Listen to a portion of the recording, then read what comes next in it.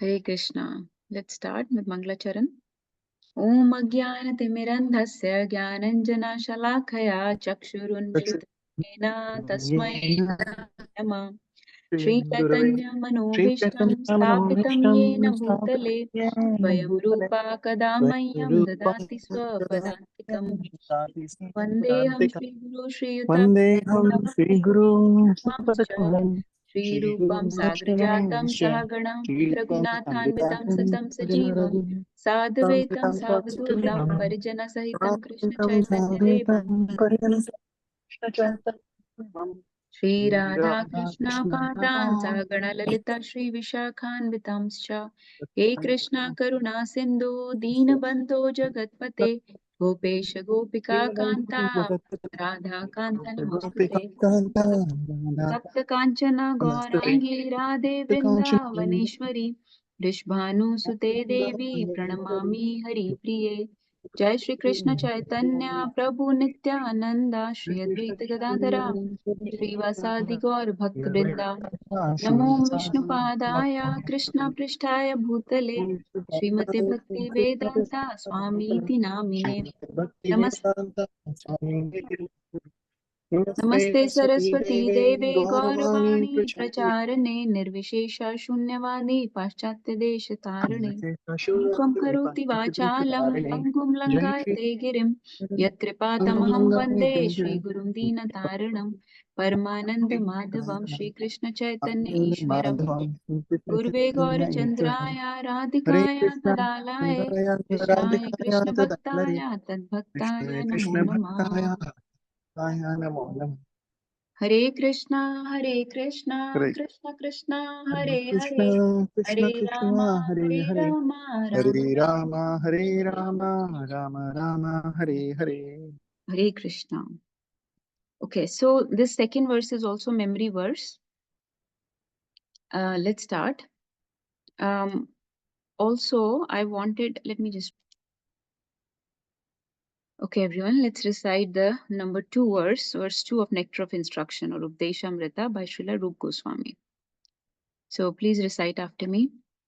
Atyahara prayasascha Atyahara prayasascha Prajalpo niyamagraha Prajalpo niyamagraha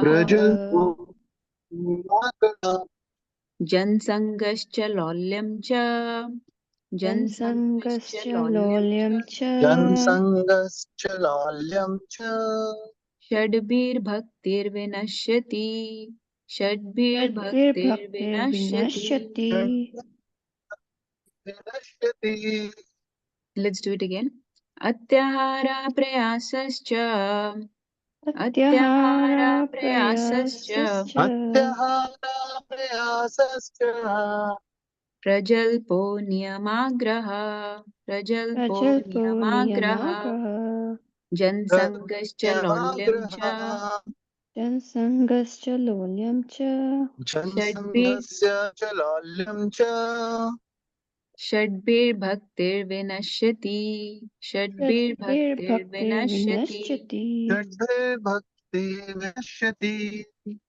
Who knows it already by heart from before, or who wants to recite? I used to remember it. Let's see if I can. If not, so you can look at the screen and recite, and we'll recite after you. I think there is a little bit of lag, Nagarchand Prabhu. Your voice comes Atyahara prayasascha Atyahara prayasascha Prajalpo niyamagraha Prajalpo niyamagraha Jansangascha lolyam cha Jansangascha lolyam cha Shadbir vinashyati. Shadbir bhaktir vinashyati. So I know we're all trying to memorize this. So if we know the meaning of each word, it will make it easy. So let me tell you. Atyahar. Atya ahar is comprised of 2 words. Ati plus ahar. Ahar means what we put in our body. Okay, it typically refers to food. Ahar means food, but it can refer to any kind of food. Food for senses, like food for eyes, ears, food for mind, food for intelligence, food for body, like that. Ahar, what we put in the body. Ati means excess. So atyahar means overeating or collecting too much. Okay. Prayas. Prayas means over endeavoring. Like we say, prayas karna. Hindi ka word hota hai na, prayas. So here prayas means not just thoda effort, but overly endeavoring. A lot of effort in the material world. Prayas. Okay. Prajalpo. Prajalpa means gossiping, like mundane talk or gramya katha, village conversation. Gramya katha means village, like loose talk. So gossiping, criticizing, fault finding, that type of talk, prajalpa. Okay. Niyamagraha. Niyam agraha. It has two meanings. We will go into the details little later. But niyamagraha means niyam को आग्रह करना. मतलब नियम को बहुत strongly follow करना, like very strictly following the rule. Or it could mean नियम अग्रह. आग्रह या अग्रह. नियम को follow नहीं करना, whimsically neglect करना, reject करना, to not follow the rule properly or to follow it very strongly, too strongly or too loosely. Okay, niyam agraha. Janasangha. Janasangha means to associate with Jan, people of this world, worldly minded people, to associate with materialistic people, non devotees or people that could be a bad influence on us. Lolyam. Lolyam means excessive greed in this world. Shadbir bhakti vinashyati. With these six things, Shadbir. Shadbir means six. Bhakti means devotional service. Vinashyati means gets destroyed. Uska nash ho jata hai. So with these six things, the devotional service gets destroyed. With what six things? Excessive eating or collecting, like accumulating, atyahar. Prayas, excessive endeavors in this world. Prajalpa, gossiping, loose talk. Niyamagraha means following the rules very strongly or very loosely. Jan Sangha, association of worldly people. Lolyam, lolyam means greed for things or various aspects of this world. That is lolyam. With these six things, the devotional service gets destroyed. And this is a very beautiful verse, very beautiful concepts Rup Goswami has mentioned. It's amazing, like the genius of Rup Goswami, that he has picked these six things which you will see in your life, that if you do any of these six things, the devotional service will indeed get destroyed. So these are the six impediments, six unfavorable things that will destroy your bhakti, your Krishna consciousness, your spiritual progress. Okay. So we will recite again in a little bit. Let's read the translation. Who wants to read? We will read the purport today. So please keep taking turns to read. And I can read, Mataji. Yes, Mataji. Go ahead. One's devotional service is spoiled when he becomes too entangled in the following six activities: eating more than necessary or collecting more funds than required, over endeavoring for mundane things that are very difficult to obtain, talking unnecessary about mundane subject matters, practicing the scriptural rules and regulations only for sake of following them and not for the sake of spiritual advancement, or rejecting the rules and regulations of the scriptures and working independently or whimsically, associating with worldly minded persons who are not interested in Krishna consciousness. 6. Being greedy for mundane achievements. Hare Krishna.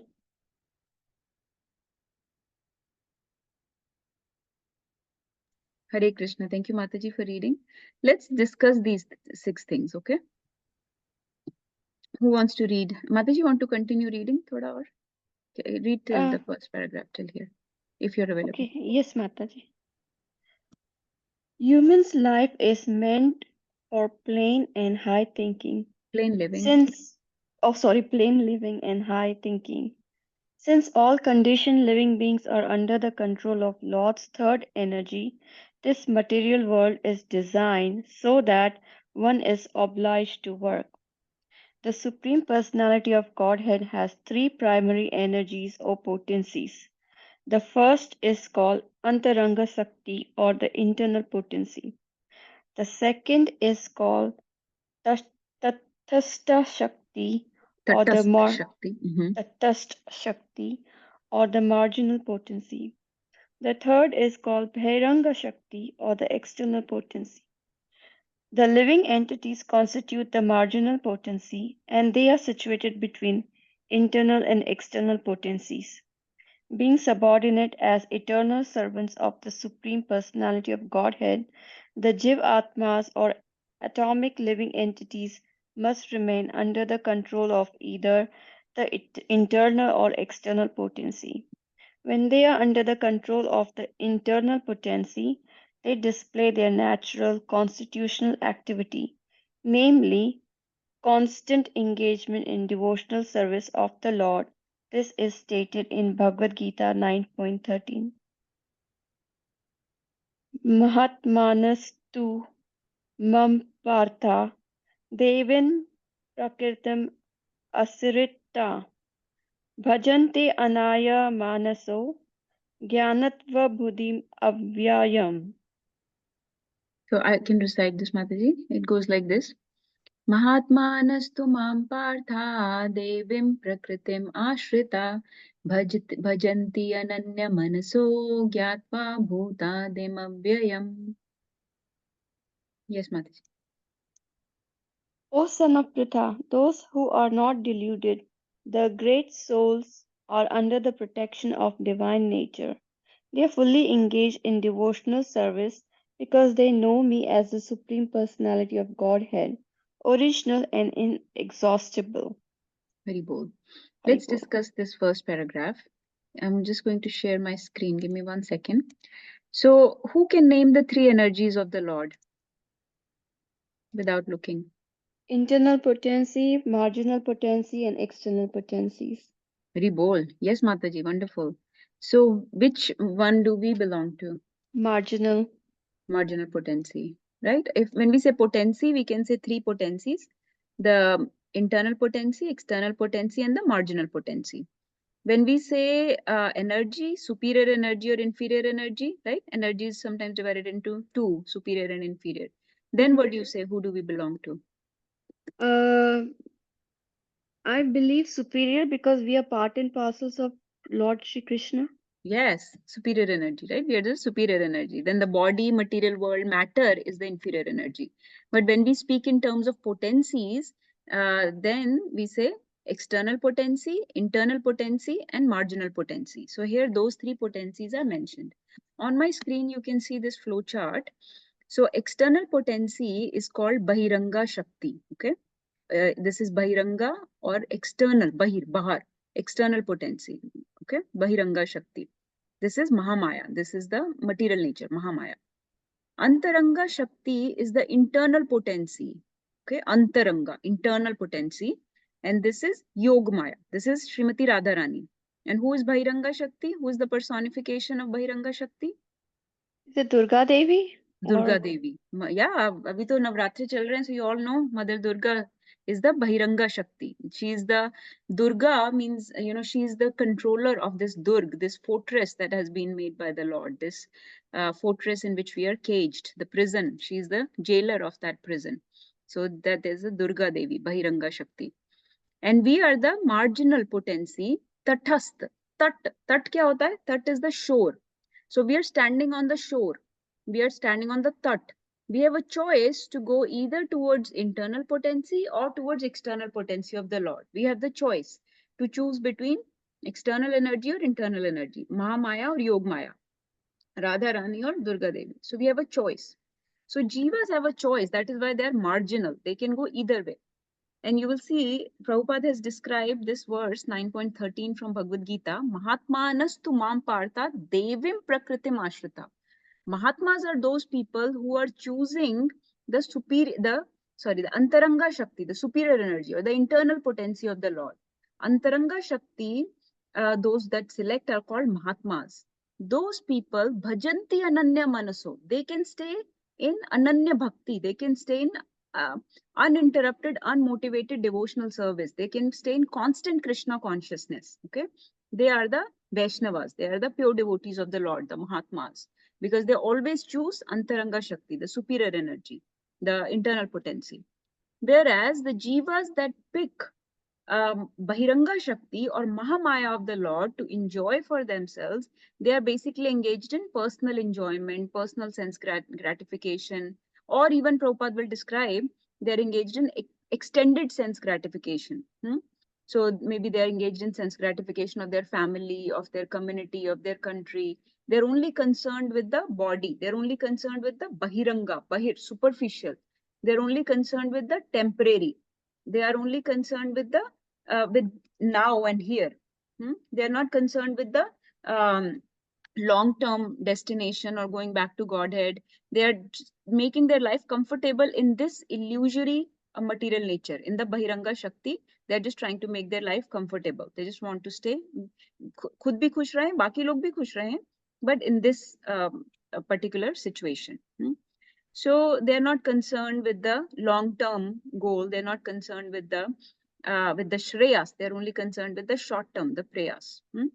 So even philanthropists, the social workers, the politicians, the celebrities, the people that perform a lot of charitable work, all are included in this only because they have no understanding of the spiritual subject matter. They have no understanding of the goal of life or perfection of life, and they're just concerned about the body and its identifications for here and now. So they're just making their life comfortable in the jailhouse, in this Durg of Durga Devi. They're just worried about making their life and their other people's life comfortable in this Durg, in this fortress, in this prison. So is jailhouse mein, is jail mein, cell mein, in this cell, how can we make our life comfortable? That is their concern. Those are called, those Prabhupada is calling Duratma, or people that are in illusion. So, and Brahmanas are called people that are not in illusion, that have the Divya Gyan, that have the transcendental knowledge. They not only help people here, but they help people here in such a way that they can also achieve the goal of the life, the perfection of the life. So they have the real knowledge. So they can help people actually in a more meaningful way, in a more long-term way, in a more useful way. So this is the description breakdown of this first paragraph that you just read. Now let's read the second paragraph. Who can read? Is anybody else available to read? Mataji, want to Yes, read? Hari Bol. Okay, yes, mom, go ahead. The word Mahatma refers to those who are broad-minded, not cripple-minded. Cripple-minded persons always engaged in satisfying their senses, sometimes expand their activities in order to do good for others through some ism like nationalism, humanitarianism, or altruism. Altruism. Altruism. They may reject personal sense gratification for the sense gratification of others, like the members of their family, community, or society, either national or international. Actually, all this is extended sense gratification, from personal to communal to social. This may be very good from the material point of view, but such activities have no spiritual value. The basis of such activity is sense gratification, either personal or extended. Only when a person gratifies the senses of the Supreme Lord can he be called Mahatma or broad-minded person. Hari Bol. Very bold. So this we already discussed, but this is very interesting. Please pay attention to this. Mahatma refers to people who are broad-minded, not cripple-minded. Cripple-minded means like narrow-minded, or we say in Sanskrit that they are called kripan. Kripan means, who knows what kripan means? Like Arjun says, karpanya dosho pahata swabhav. Miserly, Yes, miserly. Miserly means what in Hindi? कंजूस or Conjuse. Yes, conjuse. So they're cripple-minded. They're conjuse.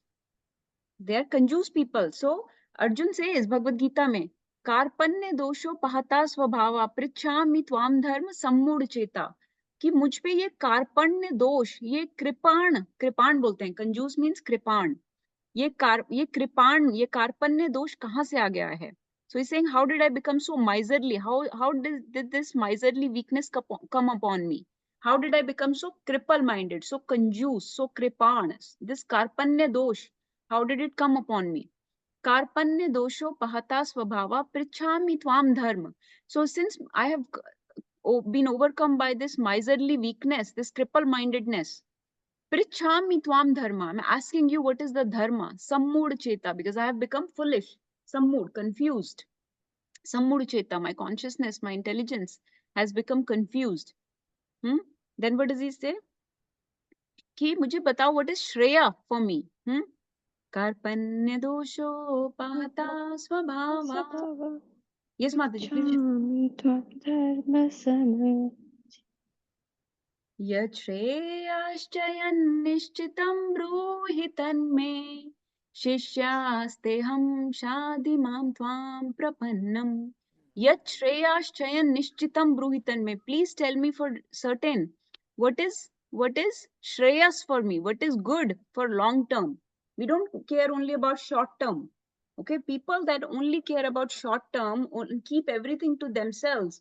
They are not ready to share their wealth with other people. Those are kripan people, conjuice people. So conjuice has a very wide meaning. Okay, people that are narrow minded, that are not sharing the actual thing, the only thing that is meaningful with others, are actually kripan or conjuice people.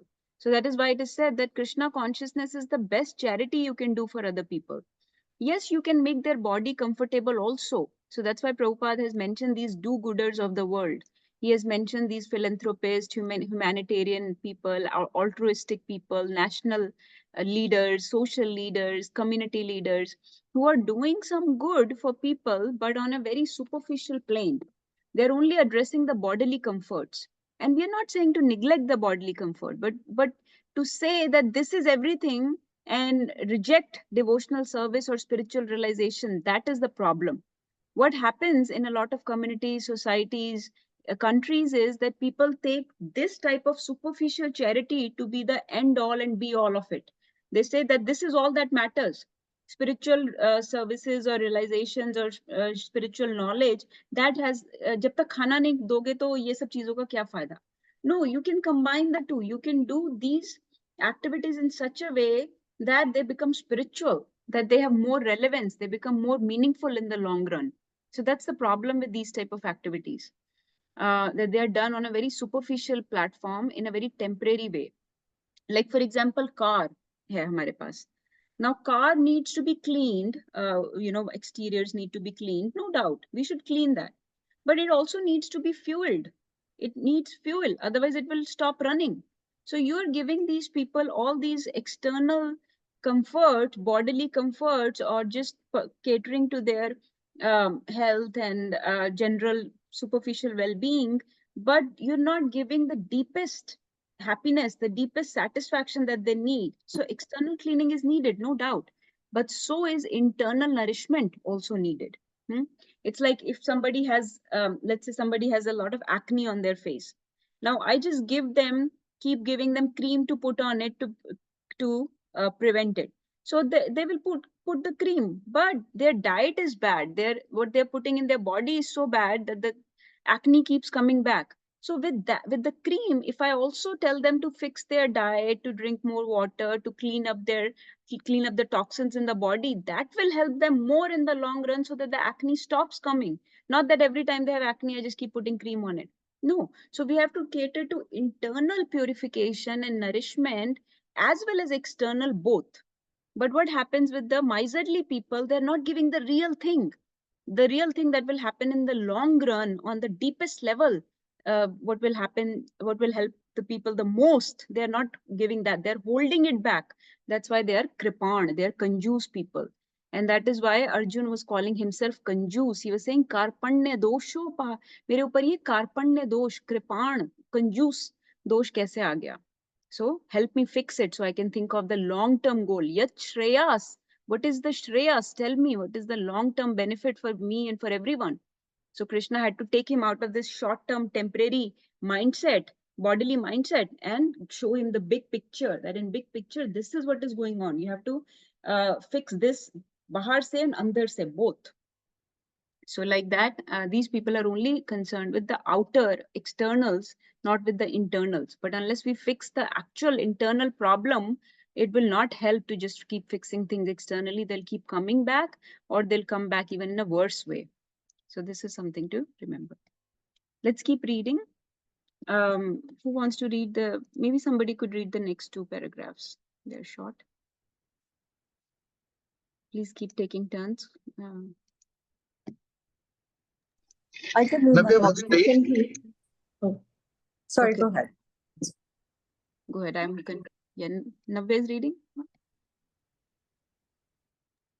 Or Hema Yes, but is the sound easily heard? Like, is Yeah. there still a lag? Yeah, no, now we can hear.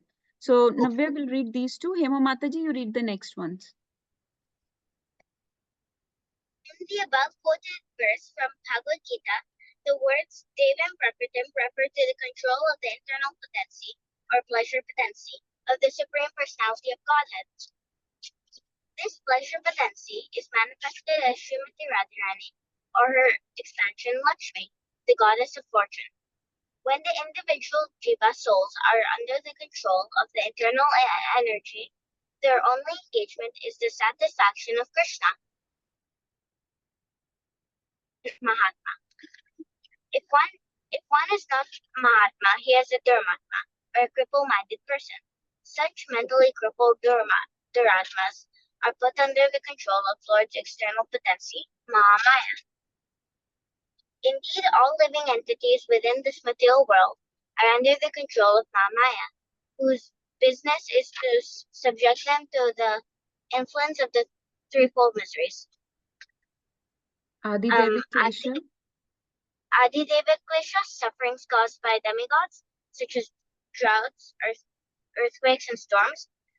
Adi-Bhautic klesha, sufferings caused by other living entities like insects or enemies. And Adhyatmic klesha, sufferings caused by one's own body and mind, such as mental and physical infirmities. Devi Padma Hevata. Deva condition- Bhutatma Hetava. The conditioned souls subjected to these three miseries by the control of the external energies suffer various difficulties. Very bold. Thank you, Navya, for reading.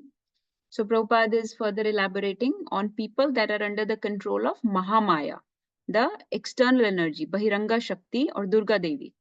So those people, they are just making their life comfortable in this world. And there are other people assisting them in making their life comfortable in this world, right? So we understand that. And those people, Prabhupada is referred as Duratma because they are not familiar with the goal of life. They don't have transcendental knowledge. They are just looking at short-term temporary comforts just in this body only. So those are considered Duratma or cripple-minded people, conjuice people. So then Prabhupada is saying that those people, even though they make all arrangements to make life comfortable in this world, they're still under the control of Mahamaya and Durga Devi. And what is Durga Devi's position? What has she been told to do? She has to give us the threefold miseries. Okay, so threefold miseries are the law of this material world. They'll keep happening. Like just now, hurricane happened. So what does hurricane come under? There are three miseries: Adi Devik, Adhyatmic, and Adi Bhautik.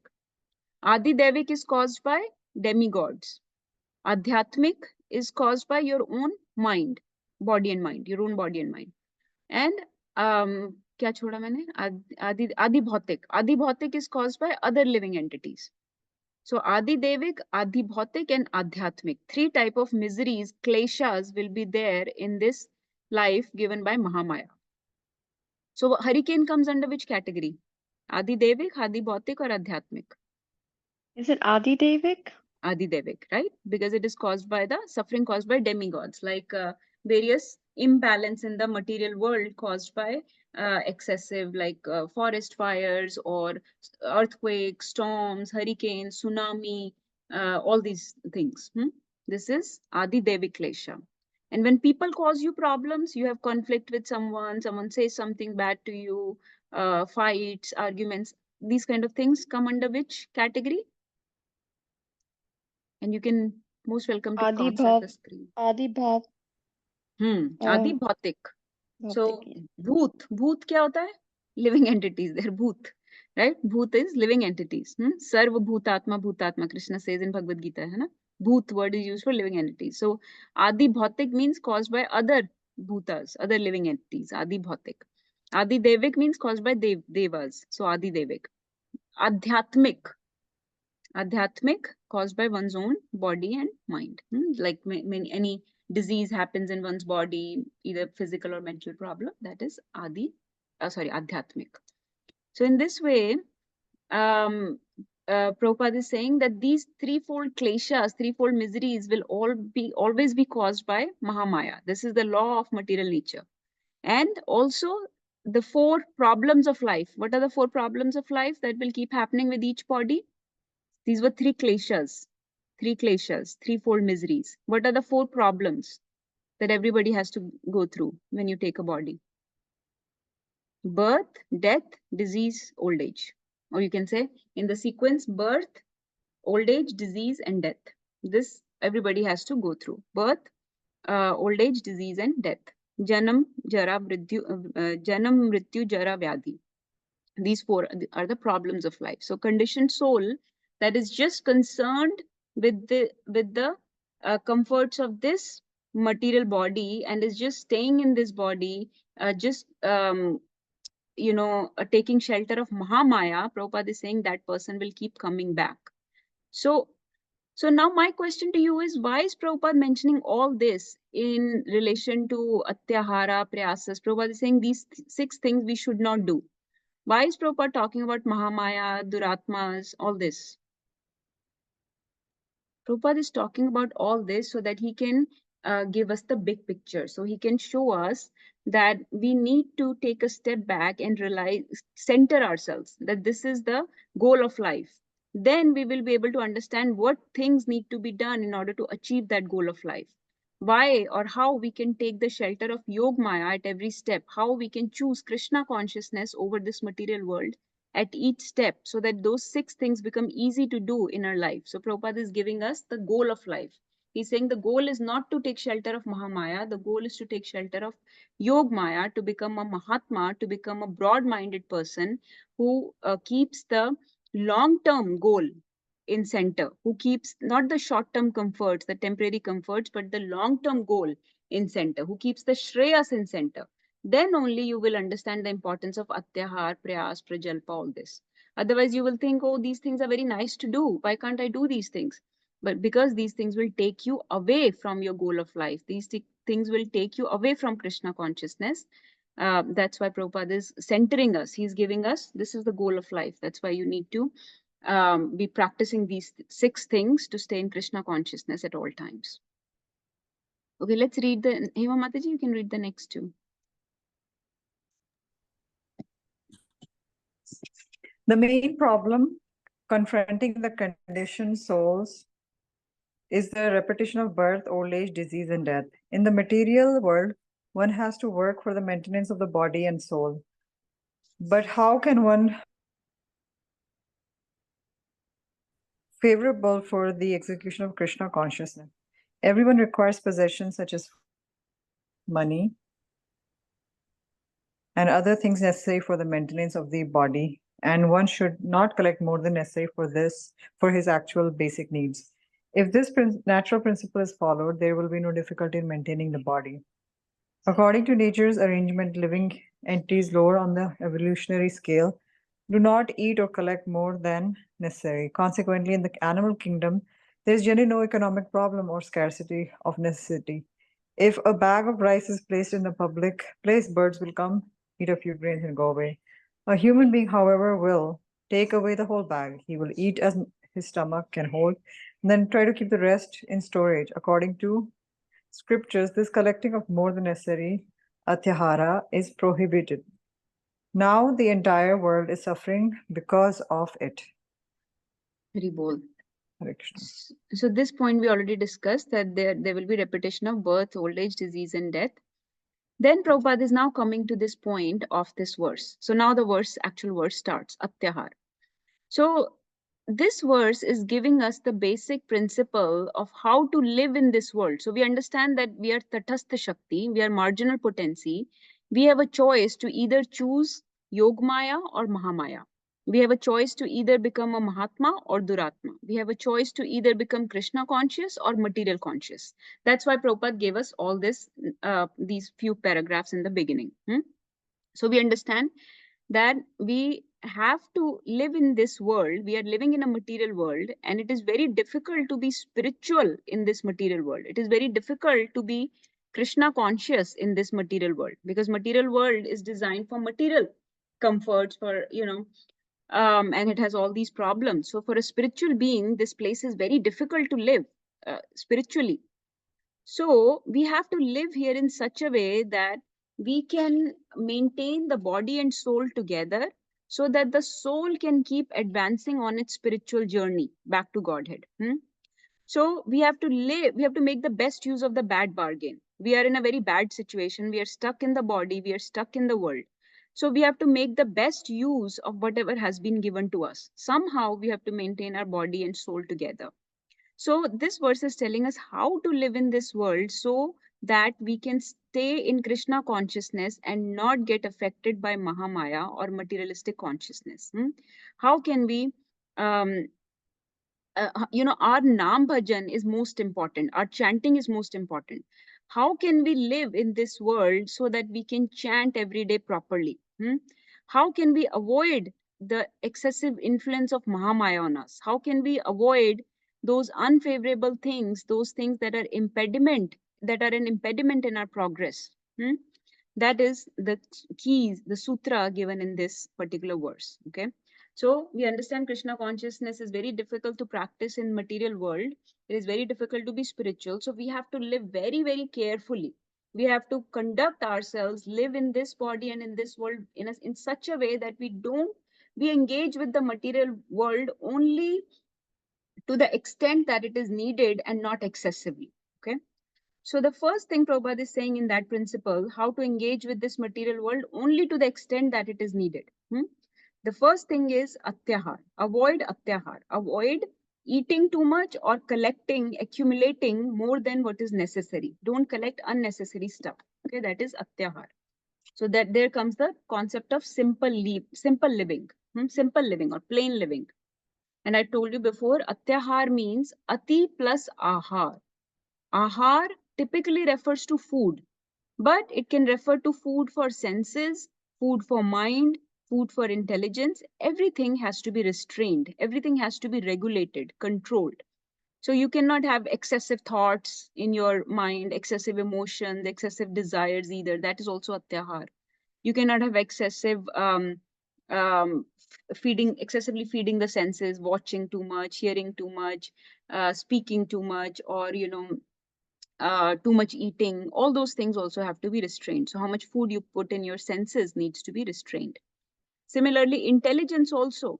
We should use intelligence also in such a way that we are not just using it to for unnecessary debates and arguments with people and just complicated theories and complicated philosophies. No, use your intelligence, body, mind, word, senses, everything in a very controlled fashion in this world. Okay, in a very restrained way, not overindulge. So atyahar ka simple meaning hai overindulgence. Okay, overindulgence of various sense organs, whether it is gross or subtle sense organs, gross or subtle sense objects that you are engaging with. Restrain all that overindulgence, excessive engagement with gross and subtle sense objects, which are unfavorable, which is an impediment, which is unnecessary. Okay, because the more we collect, the more we accumulate, the more we will have to do what? More we will have to work in this world. So atyahar will automatically lead to excessive prayas, unnecessary endeavor. Because in order to maintain that lifestyle, you will have to work extra also. So isliye Prabhupada is giving this example that this tendency of atyahar is especially seen in humans, because if you put a grain a bag of rice in the marketplace, let's say bag of rice spilled, bird will come and take their 1 or 2 grains, whatever grains they need. But man will come and he will just collect everything and take. He will not think of anybody else. He will just take everything and go. So that is the tendency of over accumulating, collecting more than necessary. So this type of unnecessary accumulation, collection is not recommended. Let's keep reading. Who wants to read the next paragraph?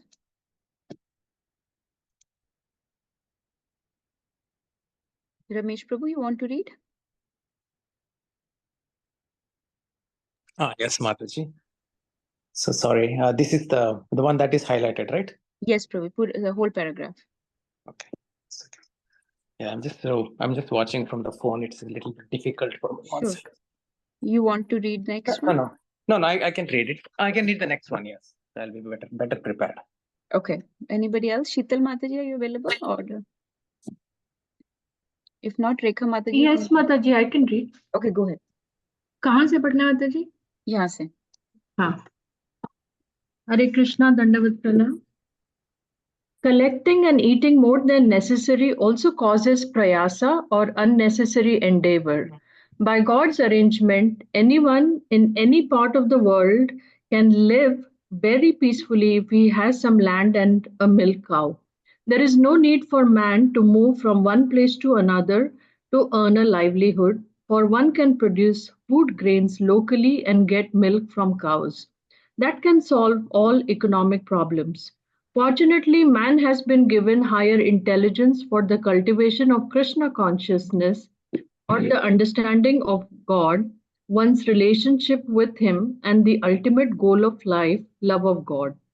Unfortunately, so called civilized man, not caring for God realization, utilizes his intelligence to get more than necessary and simply eats to satisfy the tongue.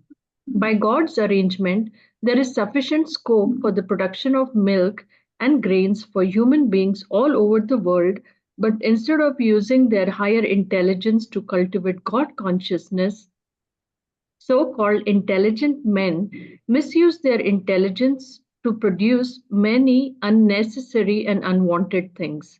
Thus, factories, slaughterhouses, brothels, and liquor shops are opened. If people are advised not to collect too many goods, eat too much, or work unnecessarily to possess artificial amenities, they think they are being advised to return to a primitive way of life. Generally, people do not like to accept plain living and high thinking. That is their unfortunate position. Very bold. Thank you, Mataji, for reading. So we understand this point. Please make note of this point. This is very important. That atyahar leads to prayas. Remember, prayas was the second impediment, second unfavorable thing in this verse. Atyahara prayasascha. So when we collect more, then in order to maintain that lifestyle, you will also have to work extra hard in this world. So atyahar will lead to prayas. That is actually the understanding of atyahar. When you are having to do extra to collect that much, that means you're doing atyahar. So atyahar and prayas go hand in hand. If you are not having to work, like not everybody has to. So atyahar and prayas are very individual definitions. Like they're different for different people. What may be atyahar for one person may not be atyahar for another. For example, in like Vedic times, these great devotees of the Lord used to be very big, rich kings, like Amrish Maharaj, Pandavas, so many Maharaj that we hear of. They were all very rich. They were all very famous. They had a lot of money, had a lot of properties, lot of palaces, lot of wealth. But they were also great devotees of the Lord. So for them, that's not atyahar. But to maintain that type of lifestyle for let's say a more middle class person, he will have to work 20 times harder. So that is causing a lot of prayas in his life. Then for that person, that is atyahar. So for one person, what is atyahar and prayas may not be atyahar and prayas for another person. So these are that is why devotional service, that is the beauty of devotional service, the beauty of Vedic literature, that it is very individual actually. That is why when people sometimes ask questions, specific questions, we have to tailor the answer to that question according to that person's situation, according to the time, place, and circumstances of that particular person. What is the occupational duty of that person? What is the tendency or inclinations of that person? What is the skill of that person? So please, we will talk about this point more in future in other classes. But the ultimate understanding is that atyahar means you are collecting so much that you are having to work extra hard, and this is taking time away from your spiritual realizations, from your spiritual activities, from your services, from spiritual inquiry, which is the center of the life, which is the core principle of human life, is to have spiritual activities, to participate in devotional service, to make Krishna consciousness the center of your life, live a Krishna centered life. But when you accumulate so much or work so hard to accumulate that type of life, to live that type of life, then that takes time away from the core Krishna centered activities. So then your life becomes more material conscious, not Krishna conscious. So in your particular situation, if you are having to invest too much time in material activities so that it is becoming an impediment in progressing on spiritual path, then that means you are probably engaging in atyahar and prayas. Okay. So when material life starts adversely affecting the spiritual activities, then it becomes a prayas, it becomes atyahar. So this is something I want you to understand. Okay. So it has to be a balance. It has to be a balance. Okay. It cannot be that I'm just overly working, workaholic ban jate hain, workaholic like alcoholic hota hai. He's always just addicted to alcohol. Workaholic is somebody who's addicted to their material work, their occupational duty so much that they have no time or no in spiritual inquisitiveness at all. So they are just seeking satisfaction from work only. That is a workaholic person. Then that person is actually doing very much prayas to live in this world, and that is not recommended. So when we say prayas, we are talking about activities that take us away from our spiritual progress. So this is something to understand. And Prabhupada is saying that we can live very nicely in this world by having just a little bit of land where you can grow fresh produce and you can have cow to get milk. This was simple living, this was in Vedic time. But now we have come up with so many artificial needs. We have created so many artificial needs that we have a very complicated lifestyle. And in order to support that lifestyle, more industries and factories are needed, more manpower is needed, more supermarkets are there, malls are there, theaters are there, so many things, unwanted things we have created. Consumerism has increased. People are just getting satisfaction from consuming material things in this world. So that is taking so much land, so much material resources. Mother nature is being exploited as a result. So that has created a lot of imbalance in the nature. So all that money, land, resources, time, energy, intelligence actually should have been used for God realization. But the so-called Prabhupada is saying, unfortunately, so-called civilized man has no concept of God realization. So they have created this artificial life with so many unwanted things they need, unwanted comforts and things that we don't need, but we want. We have created so many unwanted things that then need a lot of resources to supply.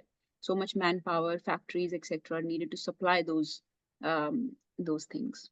And so the life has become very complicated. And in this way, there is no time for God realization. Okay. Ramesh Prabhu, can you read the next Yes, paragraph? Mataji. Yep. Human life is meant for God realization, and the human being is given higher intelligence for this purpose. Those who believe that this higher intelligence is meant to attain a higher state should follow the instruction of the Vedic literatures. By taking such instructions from higher authorities, one can actually become situated in perfect knowledge and give real meaning to life. In Srimad Bhagavatam, Canto 1, Chapter 2, Verse 9, Sri Sutta Goswami describes the proper human dharma in this way. Dharmasya hi apavargasya narto rtapeyopa kalpate nartasya dharmaikantasya kamo labhyaya hi smrita. All occupational engagements, dharma, are certainly meant for ultimate liberation. They should never be performed for material gain. Furthermore, one who is engaged in the ultimate occupational service, dharma, should never use material gains to cultivate sense gratification. The first step in human civilization consists of occupational engagement performed according to the scriptural injunction. The higher intelligence of a human being should be trained to understand the basic dharma. In human society, there are various religious conceptions characterized as Hindu, Christian, Hebrew, Mohammedan, Buddhist, and so on. For without religion, human society is no better than animal society. Very bold. Thank you, Prabhuji. So we've discussed this pretty much, that human life is meant for God realization. We have discussed this point in Sri Shopnishad first verse also, Isha Vasyam Idam Sarvam, that everything belongs to God. So we should be very mindful of how much we are using, taking from this world. And human life has, a lot of resources. We have very advanced, very acute intelligence, very advanced type of senses and mind, and all that should be used for God realization. So in human life, more comforts are given to us, but also more responsibilities given. And the most important responsibility given in human life is God realization. We had discussed this in detail in Sri Shopnishad, but the main thing is that whatever occupational duties you engage in in a human life, they should lead you towards spiritual upliftment. So this is an important concept to understand. Everybody understands varnashram dharma, right? That we have a certain nature or swabhav, certain qualities and gunas according to which we choose our occupational duty. We know that, right? Varnashram dharma. Who has heard this word and understands this concept? Varna, 4 varnas and 4 ashrams. I kind of understand, but not completely.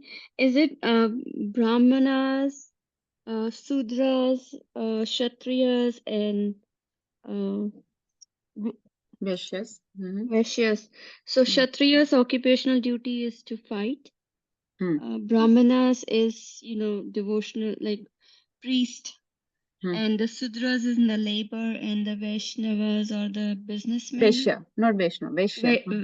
Yeah, businessmen. So yeah, you got it, Mataji. So Mataji, is this division of occupational duty by birth? Like if I'm born in a Brahman family, I automatically become a Brahman? and not necessarily. Anybody can become a Brahman if they practice the true devotional service. हाँ, devotional service की बात नहीं कर रहे, occupational duty. मतलब if you follow the Brahmanas, what the Brahmanas do, the renounced order, if anybody can live that life, you don't have to be born in a Brahmanas. Like sometimes if somebody is born in a Brahmanas, but they don't follow those rules, just like Ajamil, he was born in a Brahmana family, but he fell down. Yes, Hari Bol, wonderful understanding. So yes, Mataji, this is not by birth. Can anybody cite a verse from Bhagavad Gita where Krishna says that this is these occupational duties in 4 varnas are based on your swabhav or based on your qualities and not by birth? Who knows the verse? That I have divided, I have created these. Chaturveda, Maya Srishtam, Guna Karma, Vibhagasha, something like that. But because you need the whole verse. Yes, Mataji, please share. You want to share? She's not able to share, Mataji. Okay. So, Chaturvarnya Maya Srishtam Guna Karma Vibhagasha Tasya Kartaram Api Mam Vidhi Akartaram Avyayam. So, Chaturvarnyam Maya Srishtam, that I have created these 4 varnas. Guna Karma, according to your gunas, according to your qualities. Karma, according to your activities. So, according to your qualities, your activities, I have created these 4 varnas. So the varnas are the 4 that Mataji described: Brahmana, Kshatriya, Vaishya, and Shudra. So based on what somebody's nature, somebody's tendencies, inclinations are, they will choose their occupational duty. Now, is Varnashram Dharma is following this now, and this is for Varnas, or for what we call the spiritual orders, sorry, for social orders. Then there is ashram, the 4 spiritual orders. What are the 4 ashrams? These were the 4 varnas, the occupational, according to the occupational duty of a person. What are the 4 ashrams? I don't know all 4, but some I know: Grihastha, Vanprastha, Sannyas, and the 4th one I don't know. Brahmacharya. Brahmacharya. So you can also go in the order. The first thing that we follow is Brahmacharya, the celibate life, the student life, then Grihasthashram, then Vanprasth, like after 50, Vanprasth starts, and then Sannyas. So like that, there are 4 ashramas. So this is called Varnashram Dharma. This Varnashram Dharma, what is the goal of this Varnashram Dharma? Yes, it is to maintain life and to have a certain order in the society, certain hierarchy in the society, so the communities and society can function properly. Yes, there is that. But what is the ultimate goal of this Varnashram? Why is it called Varnashram Dharma? And Prabhupada actually used to call it Devi Varnashram Dharma. So why is it called Dharma? So Nagarchand Prabhu has been trying to answer. I was not picking on him because he will answer everything. So Nagarchand Prabhu, go ahead, please. Krishna. So actually, I'm not very confident on this one. But you see, the question is, why is it called as Varnashram Dharma? So Dharma is the natural propensity of someone or something.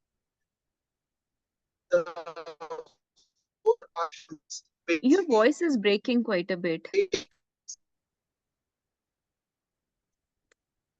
Sorry, I'm driving, so maybe the connection. But it's Nagarchand Prabhu, abhi aap baad mein batana. It's breaking quite a bit. Difficult to understand. Let's see if somebody else can answer. Sure. थोड़ा बीच बीच में clear आता है कोई एक एक word, लेकिन पूरी explanation नहीं आ रही ठीक से तो. So let's see. Yes, Ramesh Prabhu, please. Yeah, the whole dharma process is basically to help the soul to progress in the spiritual journey. Not necessarily devotional activities, but actually in the spiritual journey. Yeah, yes, 100%. So Varnashram Dharma means that you are engaged in a certain, according to your age, according to your swabhav, according to your qualities, your inclinations, you are engaged in an occupational duty according to what stage of life you are engaged in a prescribed duty. But while progressing through life, the soul is, you're maintaining your body. This is enabling you to maintain your body and soul together, but you are making spiritual progress. So Varnashram Dharma is ultimately meant for spiritual upliftment. It is meant for spiritual elevation. The soul is advancing towards the path of self-realization. Like during your Brahmacharya, for example, the first part, it has all become materialistic education these days. But actually, the students would maintain celibacy till till they enter into Grihasthashram. And in that time, they were accumulating not only material knowledge, like knowledge about various occupations in this world, but also about transcendental knowledge. So they understand the goal of life. So they understand the core principles of life. They understand the values of human life, plus the ultimate goal of going back to Godhead. So everything was nicely taught, and then they will enter into Grihasthashram. When they enter into Grihasthashram, it was not for just sense enjoyment. It was keeping Lord in the center and living your life around him in such a way that you are advancing yourself and your family together. Everybody is advancing towards so the center of the life was still the Lord. So you're offering bhoga, you're doing arti, you're doing certain reading of scriptures. Reading and hearing of scriptures was a core of Grihasthashram, plus chanting of the holy names or some spiritual engagements, whether it's yagyas or whether it's charity or whatever you're doing, feeding the brahmanas in various ways. The grahast ashram was basically some occupational duty, some materialistic occupation to help support the family, to help support the economic development of the country and community, but also for the whole upliftment of that family and of that community. Like that grahast ashram is engaged, is designed. Then once those duties are done, your children are are settled at like around 50, you're supposed to start retracting from the material world. You start withdrawing your engagements you retire from your profession, you decrease your attachment to the community or social activities, and you focus more and more on the spiritual activities. So slowly you're advancing, you're increasing your spiritual engagements more and decreasing your material engagements. And then finally sannyas is when it's all spiritual engagements only. So this is how the ashramas were designed, and varnashram dharma is designed for gradual advancement towards self-realization. And everybody used to know these principles in Vedic system, but now everything has become so degraded that there is no celibacy even in student life. There is only materialistic education. There is no transcendental knowledge, divya gyan given. Scriptures are not read. Grahast ashram has become completely corrupted, so that it's only grahamedi. Grahamedi means they are just coming together, a family is coming together to just enjoy and exploit each other, sensually, or for sense gratification, for sex gratification, like that. So there is no concept of Krishna-centered life at all. So grahast ashram is not grahast, it's not an ashram. It is not where we are taking ashray or shelter of the Lord. It is not grihastashram, it is grihamedi. It is just for sense enjoyment. So people are just accumulating lot of wealth, just working extra hard, only work day and night. Forget about maintaining a material and spiritual balance. People are not even able to maintain balance in their material life. जब लोग बोलते हैं हम बहुत busy हैं, it's not that they are too busy to do spiritual activities. They are not even able to manage their material activities properly. Forget about material and spiritual balance. This verse is talking about material and spiritual balance, that you should not have so much atyahar and so much prayas in this material world that you forget your spiritual activities and just doing material. People have no concept of spiritual activities. God consciousness, Krishna-centered life is not even on their radar. Even materialistic activities, even just the conditional activities of this world, they are not able to maintain. They are not even able to do those properly. So जैसे कि हमारे life के different aspects होते हैं. We have a professional life, we have a family life, we have a social life, right? And then we have some hobbies or some personal time, some time on our body, like exercise and all this, and then our connection with the God, the spiritual life. So this is the multi-dimensional proper life. This is how human life should be. But people have no concern for connection with God. So spiritual life is not even part of the system anymore. It is a very unidimensional life, that it's only, okay, at the most we will engage in professional, family and social life, or at our health. Now people are not even able to do those 3 or 4 things which are just bodily related properly. They are having very much difficulty even in balancing those aspects of their life. Forget about spiritual aspect. So spiritual aspect has no place in anybody's life these days. Whereas the Vedic system, the Varnashram system, was designed in such a way that Krishna or Lord was the center, whether it's Brahmacharya ashram, whether it's Grahast, Vanprasth and Sannyas. Gradually, the quotient of spiritual activities was increasing in one's life. On the opposite, on the contrary, these days, things have shifted in such a bad way. They have become so corrupted that spiritual quotient is completely removed, and people are living not this multi-dimensional life, but a very unidimensional, in one direction only, just bodily related. And even that body related, they are having difficult time even spending time with their family, engaged in so much professional activities कि घर पे भी time नहीं है family को देने के लिए. Forget about personal hobbies, forget about health or exercise, forget about even un aspects of body ko bhi they cannot give time. Spiritual health to bilkul hi, spiritual aspect, connection with God, reading scriptures, naam jap, naam bhajan, deity worship, that is not even on anybody's agenda at all. So I'm just giving you a contrast how this was the dharma and what it has become now. So that is called atyahar, where we are engaged in so much prayas, so much activities in this world that we are just busy collecting more and more and more money, property. Even it can extend to anything. It can extend to more degrees. Some people could have atyahar of more intellectual needs, more degrees, more name for myself, more titles, more properties, more cars. Whatever way people become like an addiction to this material world and seeking satisfaction through externals only. Just like alcoholic is seeking a satisfaction through alcohol, workaholic is seeking a satisfaction through their work only. That is their that is their definition of self-worth. This is where they get escape from the reality by just working too hard. This is the self identity, and often it is glamorized in this world कि बहुत इस दुनिया में प्रयास करना चाहिए, बहुत चीजें होनी चाहिए. That is glamorized. So but it is not actually, it is a addiction. It is an escape mechanism. It is not, this does not define or describe you. This is not your identity or your self-worth. As a shopaholic, they're also seeking satisfaction only through external objects by shopping more and more.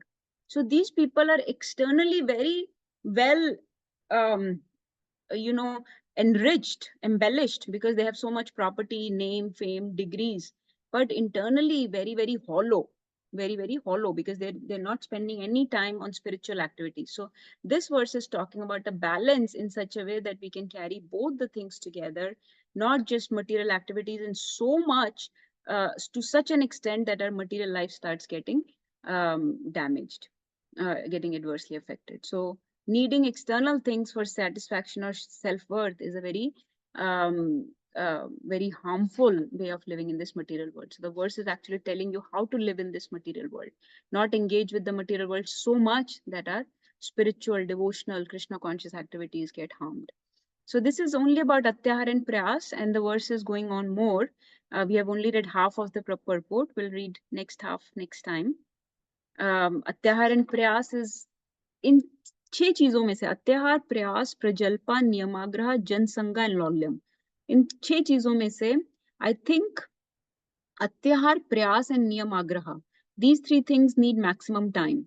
Prajalpa means to talk mundane things, gossiping, spreading rumors, criticizing, fault finding, loose talk. That I think everybody knows. That type of Gramya Katha is direct, like it's a straightforward impediment to Krishna consciousness that we know. Jan Sangha also, association of devotees compared to non-devotees. We know that association has been reinforced to us as the first principle of bhakti, that association of devotees is needed and association of non-devotees should be avoided. So I think those two concepts, Lolyam or greed in this world is something similar to atyahar and prayas. So that concept will also be clear. But I think we have to spend more time on atyahar, prayas and niyamagraha. Niyamagraha especially because all of us are consciously or subconsciously engaging in this niyamagraha, either following the rules too strictly or breaking the rules, rejecting the rules too whimsically. So both those, that niyamagraha has to be understood in great detail. So we'll continue on this verse next time. Let's hear from everyone. What are your thoughts, understandings, any realizations? Please share. Questions. Mataji, I want to share one thing, like Yes, about workaholic. As we know that we work and sometimes people take it to that extent that they are, I've seen like some of the employees, they die also in the work. But the company, sends the condolence message, and then the next thing we see is like next week they post the post and somebody's replacing the job. So that needs to be very clear, right? So understanding that working like that doesn't mean anything. In company, there's no benefit. Company always finds somebody to replace. Right. So what is the gain? Bible verse, Anak? What is the gain for a person who has lost his soul And what is the, even if he gained the whole world, so what is the gain for that person? Because ultimately you have to start from zero again. In the next life that person will start from zero again. तो यहाँ पर बहुत इकट्ठा करने का, बहुत accumulate करने का ज़्यादा फायदा नहीं है. That's अत्याहार, and that is an impediment in our spiritual life. Yes, Prabhuji, very nice point. So we are to the people of this world, we are dispensable, but to Krishna we are indispensable. We are invaluable. Krishna says, Krishna is waiting for us eagerly. He keeps calling us back through Bhagavad Gita over and over again. He keeps calling us back. He says that, remember we did that verse about the pearl necklace, and we took the analogy that Krishna's pearl necklace is broken because we are one of the pearls that's missing from his necklace. So that valuable we are to him. And here in this world, to the leaders of this world, we are actually dispensable, miserly leaders that we are serving in this world. They don't care. And Krishna is actually the true well-wisher, true friend who's wholeheartedly waiting for us, calling us. Hare Krishna. Anybody else wants to share? Sheetal Mataji, I Mataji. love the way you explain all, the verse paragraph by paragraph is easy to understand. And then how you transition into the four varnas and the four ashramas. It's very beautiful, Mataji. Thank you. Thank you, Mataji. Any questions, realizations? One thing I've learned from this verse that we have to balance our life, not to do anything excess, so we can take out time for our spiritual activities. We get too consumed by our social life or something. And it's easily to get distracted from Krishna consciousness when we are doing too much outside or going out with non-devotees. It's very easy to get swayed away. So, Yes, we'll talk about Jansangha also a little bit next time. Ek example, I'll give you a quick example and we'll stop with that. So, we have a short time, like it's like let's say a jug, a vessel that we have to fill. We have been given three things: big rocks, sand, and water. Three things we have to put in the jug. We have to fit them all. और हमको ये बताया गया they can all be fit inside. कैसे fit करना है वो बताओ. So what should we put first? Should we put water first, big rocks first, or sand first? I believe sand. Sand. अगर आपने sand डाल दी तो उससे तो वो काफी भर गया, आधा भर गया मान लो. Then when you put water या big rock तो उसके लिए बहुत कम जगह बचेगी. So the rule is put the big rocks first. Then sand तो इतनी पतली है वो साइड में चली जाएगी इधर उधर. वो big rocks जो हैं, they are more space occupying, right? So they'll sit. Then sand will just go around it. Then put water will just get absorbed in that sand. So in this way, the spiritual activities is like the big rock. Like so our core of our spiritual life is chanting. Chanting is the big rock. Do that first thing in the morning, get it out of the way. Put the big rocks first. Then the other things like professional life, all that will just fall on the side. वो अपने आप हो जाएगा. Everything will be taken care of the whole day. Then your family life also, it is like water. It will just get absorbed. वो सारा हो जाएगा. Like everything else will happen if you put the big rock first. So our Guru Maharaj says, the main thing is to keep the main thing the main thing. Did I say it right, Nagarchand Prabhu? The main thing is to keep the main thing the main thing. So that is the main thing. Chanting is the main thing. So keep that the main thing. Yes. It makes sense, Mataji. It makes sense. Because I have seen morning when I don't chant and I leave it the rest of the day, then my chanting quality is very bad because I'm trying to get it done for the sake of getting done. So it makes sense that once we do the chanting in the morning, then rest of the day's activities flows in easily. वो सब अपने आप हो जाएगा फिर. Krishna will take care, plus your consciousness will be so grounded, so nice. You got in touch with Krishna. You connected with the Lord directly. So the mercy will flow, and your consciousness, everything will be nice. And remember, one of the things with these verses, everything we are doing is to be able to chant properly. So if we are getting agitated because we have to work so much, because we have to please the people of this world, because we have to collect so many things, because we have to, because we are eating certain things, because we are getting angry, jo bhi pehle tha vacho vegam manasa krodha vegam. If we are doing all those things, then when we are chanting, those things will come to our mind. That's when those things will become prominent. So जिससे आपने लड़ाई की पहले दिन, that will come to your mind when you are chanting.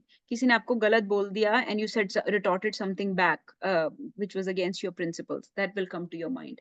Like that, so all these things that we are doing to stay sober, grounded, we are doing it so that our Naam Bhajan will be topmost. Anything you do in this world which is agitating to the senses, agitating to the lifestyle, that will not allow you to do a proper Naam Bhajan.